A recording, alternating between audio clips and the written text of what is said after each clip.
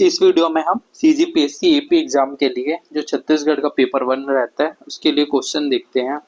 अभी जो एपी का एग्जाम है ये तो कब होगा ये कुछ बताया नहीं जा सकता, लेकिन जब भी होगा हमें पेपर वन का जो प्रिपरेशन करना है उसके लिए हम कुछ क्वेश्चन को देखते हैं जो सीजीपीएससी का प्रीवियस ईयर जो होता है उस एग्जाम में पूछे गए क्वेश्चन थे। इससे पहले अगर आपको पेपर वन का सिलेबस नहीं पता होगा तो मैं अपने डिस्क्रिप्शन बॉक्स में इसको अपलोड कर दूंगा, सीजीपीएससी एपी का पेपर वन का सिलेबस। साथ में जो 2020 में इसका एग्जाम हुआ था उसका जो क्वेश्चन आया था पेपर वन का उसका फाइनल आंसर के साथ और डिस्क्रिप्शन बॉक्स में आप वहाँ से जाकर उसको देख सकते हो। फिर हम ये वाला जो क्वेश्चन है तो इसको स्टार्ट करते हैं। ये जो है आपको एपी एग्जाम में छत्तीसगढ़ में कोई सा भी एग्जाम हो जिसमें छत्तीसगढ़ आता है उस एग्जाम में आपको हेल्प करेगी ये सब क्वेश्चन जो है वो। फिर स्टार्ट करते हैं 51 से। कुरुष्पाल शिलालेख में किस राजा के बारे में जानकारी मिलती है? तो इसमें जो राजा के बारे में जानकारी मिलती है कुरुष्पाल शिलालेख में वो है सोमेश्वर प्रथम के बारे में जो है हमें जानकारी मिलती है। क्वेश्चन नंबर 52 है, चित्रांगतपुर को किस राजवंश ने अपनी राजधानी बनाई थी? तो इसका आंसर था पांडु राजवंश ने जो है चित्रांगतपुर को अपनी राजधानी बनाई थी। फिर है 53 क्वेश्चन, रतनपुर के किस राजा के कार्यकाल में मराठा सेनापति भास्कर पद ने आक्रमण किया था? तो ये जो है रघुनाथ सिंह के शासनकाल में जो है मराठा सेनापति भास्कर पद ने आक्रमण किया था। तो क्वेश्चन है 54, सन 1855 में छत्तीसगढ़ के डिप्टी कमिश्नर कौन थे? तो जो थे 1855 में छत्तीसगढ़ के डिप्टी कमिश्नर वो इलियट थे। तो क्वेश्चन नंबर 55, झंडा सत्याग्रह बिलासपुर में कब प्रारंभ हुआ? तो ये जो प्रारंभ हुआ था 31 मार्च 1923 को जो है झंडा सत्याग्रह वो बिलासपुर में प्रारंभ हुआ था। फिर 56 क्वेश्चन है, 15 अगस्त 1948 को दुर्ग में ध्वजारोहण किसके द्वारा किया गया?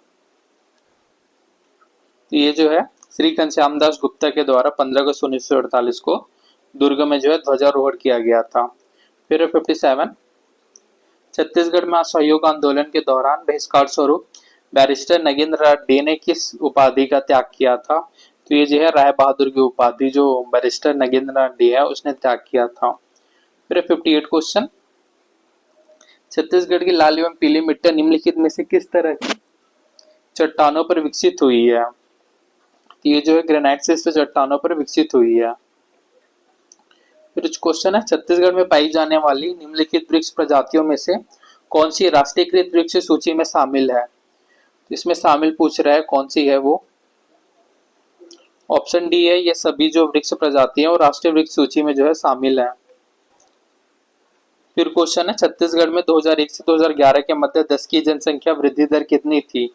तो ये जो थी 22.59% थी 2001 से 2011 के मध्य।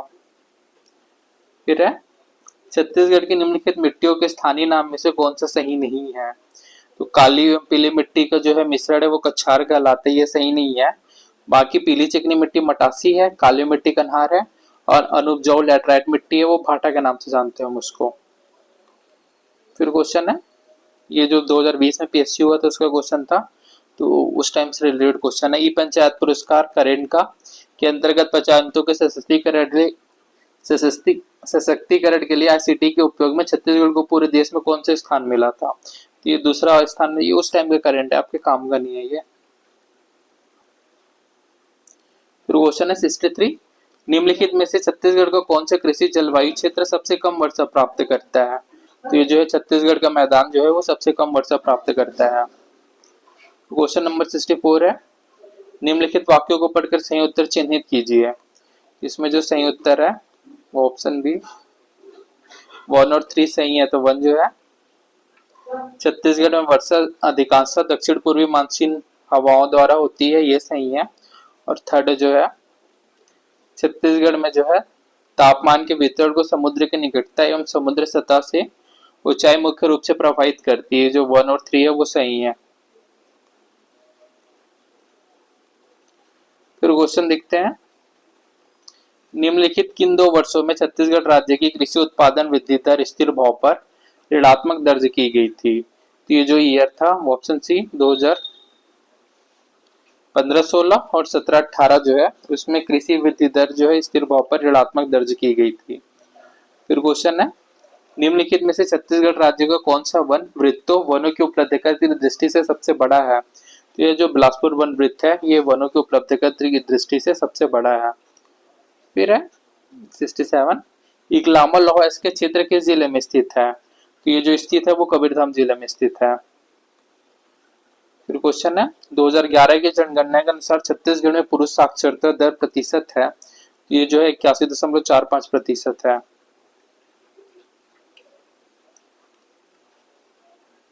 फिर देखते हैं 69, बीजापुर जिले में किस समूह की चट्टानें पाई जाती है? तो ये जो है धारवाड़ सैल समूह की बीजापुर जिले में चट्टानें पाई जाती है।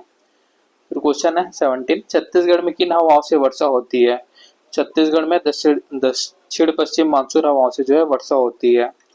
फिर ये 18-19 का क्वेश्चन था, आपके काम का नहीं है। और ये जो भूपेश बघेल के टाइम चल रहा था, छत्तीसगढ़ गोधन न्याय योजना किस तिथि से प्रारंभ हुआ? तो जो है 20 जुलाई 2020 को प्रारंभ हुआ था ये। फिर ये भी भूपेश बघेल के शासनकाल के टाइम का ही है, ये जो मुख्यमंत्री थे उस टाइम वो। इस योजना के माध्यम से नरवा, गरवा, घुरवा और बारी का अभियान छत्तीसगढ़ शासन द्वारा किया गया था। तो ये स्वराज्य ग्राम योजना है। अब जो वैकेंसी आएगी उसमें ऐसे क्वेश्चन मुश्किल है, अब सरकार चेंज हो गई है तो। फिर ये छत्तीसगढ़ उस टाइम करेंट का क्वेश्चन था, इसका आंसर 69 था। फिर छत्तीसगढ़ प्रदेश में ग्रीष्म ऋतु में चलने वाली हवाएं कहलाती है, तो ये जो है हम इसको लू के नाम से जानते हैं। फिर ढोकू विवाह किस जनजाति में प्रचलित है? तो हम देखते हैं कि ढोकू विवाह कौन सी जनजाति में प्रचलित है। वो जो ढोकू विवाह है ऑप्शन बी, ये कोरवा जनजाति में जो है प्रचलित है। फिर क्वेश्चन नंबर 77 है, यहाँ छत्तीसगढ़ लोक साहित्य के अध्ययन के रचनाकार कौन है?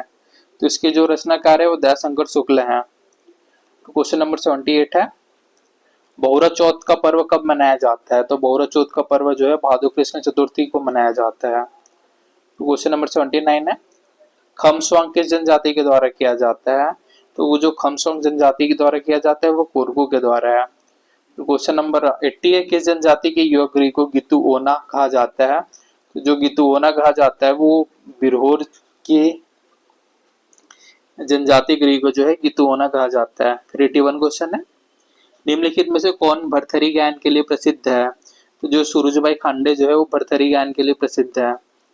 क्वेश्चन नंबर 82 है, छत्तीसगढ़ के लोकगीतों का राजा किस गीत को कहा जाता है? तो इसमें जो है ददरिया को छत्तीसगढ़ के लोकगीतों का राजा, king of Chhattisgarhi folk song के नाम से जाना जाता है। तो क्वेश्चन नंबर 83, साहित्यकार जगन्नाथ प्रसाद भानु की प्रथम कृति थी, तो इसकी जो प्रथम कृति थी वो है छंद प्रभाकर। फिर क्वेश्चन नंबर 84 है, छत्तीसगढ़ के सरगुजा में कौन सी जाति धातु शिल्पकला का कार्य करती है? तो जो घड़वा है, इसका आंसर जो ऑप्शन ए है। तो एक मिनट, इसका ऑप्शन सी है। ये सरगुजा में जो है, सरगुजा में मलार है और रायगढ़ में घड़वा है। फिर क्वेश्चन नंबर 85 है, हलषष्ठी त्योहार क्यों मनाया जाता है? तो हलषष्ठी त्योहार जो है पुत्र की दीर्घायु के लिए मनाया जाता है। फिर 86 है, बिलासपुर में रौत नाचा का प्रारंभ कब हुआ था? तो ये जो 1978 से प्रारंभ हुआ था बिलासपुर में रौत नाचा जो है। 87 है, छत्तीसगढ़ में देवहरी व्यंजन कब बनाया जाता है? तो ये जो दीपावली में देवहरी व्यंजन बनाया जाता है। फिर 88 है, गणतंत्र दिवस, ये भी करेंट के ही क्वेश्चनों को छोड़ते हैं इसको। फिर क्वेश्चन नंबर 89 है, निम्नलिखित पेय पदार्थों में कौन सी जनजातीय पेय पदार्थ नहीं है? तो धीरसा जो है वो जनजातीय पेय पदार्थ नहीं है। फिर यहाँ पे सुमिलित करने को बोल रहा है कि कौन कौन से जिले से संबंधित है कह के। ये उस टाइम महिला विधायक निर्वाचित हुए थे, इससे रिलेटेड क्वेश्चन था। तो इसको देखते हैं। जो ममता चतरातक निर्वाचित हुई तो पंडरिया से, रश्मि सिंह जो है तखतपुर से, इंदू बंजारे जो निर्वाचित हुई थे पामगढ़ से, रंजना साहू धमतरी से। लेकिन ये भी जब 2020 में नया इलेक्शन हो गया तो ये भी क्वेश्चन कोई काम का नहीं रह गया अभी के परिप्रेक्ष्य में। फिर है, छत्तीसगढ़ का वह विद्रोह कौन सा है जिसे बस्तर का मुक्ति संग्राम कहते हैं? तो ये जो विद्रोह है वो लिंगागिरी विद्रोह है जिसे बस्तर का मुक्ति संग्राम कहते हैं। और बोधघाट परियोजना से संबंधित ये क्वेश्चन पूछ रहा है। ये कथम यह इंद्रावती नदी पर है। इस परियोजना से लाभ पाने वाले जिले दंतेवाड़ा, सुकमा एवं बीजापुर है। इस परियोजना की सिंचाई क्षमता जो है 3,66,580 है। इस परियोजना के प्रस्तावित विद्युत उत्पादन क्षमता जो है 300 मेगावाट है। तो इसमें जो है चारों कथन जो है वो सही है। फिर देखते हैं, मांदर किस वर्ग का वाद्य यंत्र है? तो ये जो है बीतत वर्ग का जो है मांदर वाद्य यंत्र है। फिर है छत्तीसगढ़ में किन दो खो खो खिलाड़ियों का चयन नेशनल ट्रेनिंग कैंप के लिए किया गया है? तो इसमें जो चयन किया गया है वो ऑप्शन ए है नितिन कुमार नेताम और वेद नारायण साहू। ये भी करेंट का क्वेश्चन था, उस टाइम इनका चयन किया गया था। फिर है छत्तीसगढ़ में चितवा डोंगरी के शैल चित्रों की खोज किसने की थी? तो चितवा डोंगरी के जो शैल चित्रों की खोज की थी वह भगवान सिंह बघेल और रमेंद्रनाथ मिश्र ने छत्तीसगढ़ में चितवा डोंगरी शैल चित्रों की खोज की थी।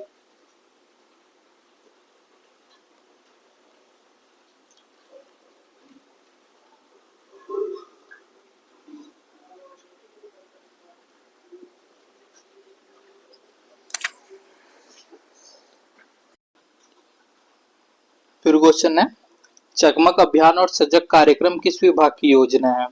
तो चकमक अभियान और जो सजग कार्यक्रम योजना है वो महिला एवं बाल विकास विभाग की योजना है। फिर है 98 निम्नलिखित को पढ़ने को बोल रहा है। कांगेर घाटी एक राष्ट्रीय उद्यान है। कांगेर घाटी एक जीवमंडल संरक्षण क्षेत्र बायोस्फीयर रिजर्व नहीं है। फिर है कांगेर घाटी तिरगढ़ प्रपात से आरंभ होकर पूर्व में उड़ीसा की सीमा कोलाब नदी तक फैला हुआ है। इसमें से कौन सा कथन सही है बोल रहा है? तो ये जो क्वेश्चन था विलोपित कर दिया गया था। तो क्वेश्चन नंबर देखते हैं। क्वेश्चन नंबर 99 है, इसमें भी कथन को पढ़ने को बोल रहा है। यहाँ प्रफुल्ल कुमारी देवी छत्तीसगढ़ की द्वितीय महिला शासिका थी। प्रफुल्ल कुमारी देवी का राज्याभिषेक 1916 में हुआ था। राज्याभिषेक के समय प्रफुल्ल कुमारी देवी की आयु 12 वर्ष थी। इसमें भी सही कथन छांटने को बोल रहा है। यहाँ क्वेश्चन पे सही विकल्प को चुनिए।